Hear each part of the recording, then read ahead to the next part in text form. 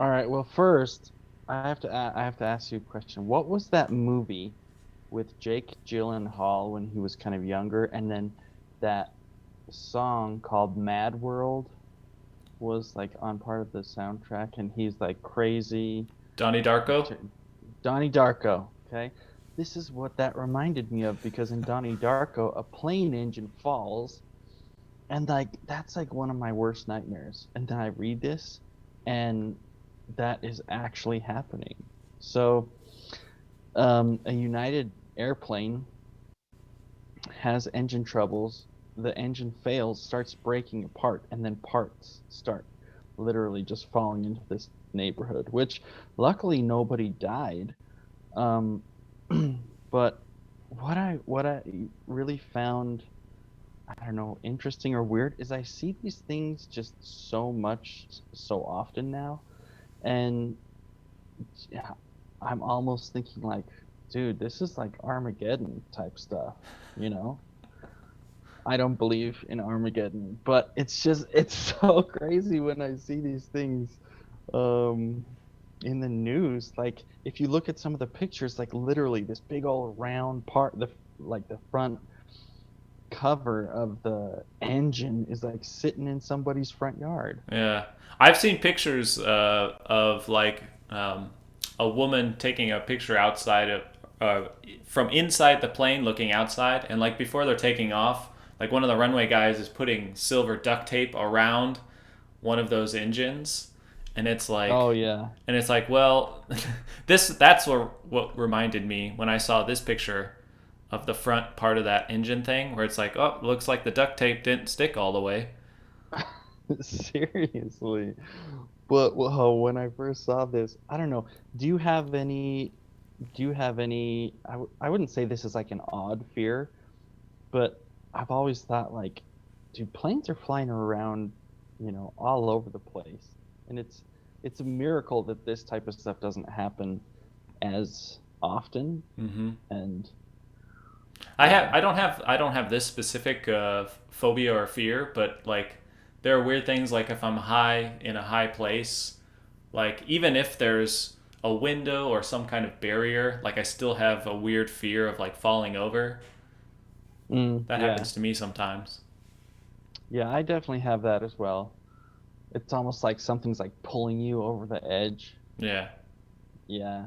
But yeah, when I saw this, I almost like started having a panic attack because I was just like, "Oh, this is so crazy." Well, Like, what would you do? my first question about this is okay. So we haven't been flying for whatever how many months that planes have been grounded and COVID and everything.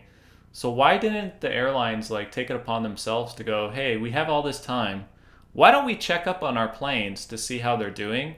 Since they're not, because how I think how it works is like one plane has a specific route it takes. Let's say from Los Yeah. Angeles to Salt Lake City, and it just goes back and forth. And so when it arrives to Salt Lake City, dumps off the passengers, gets new passengers, goes back to Los Angeles. So it's like it's one route. I think that's how it works. But since that's not happening, like these planes are grounded, I would hope that they had gone through some maintenance or something. Like this just seems kind of bizarre at this specific time that planes are falling apart. Yeah, that's true.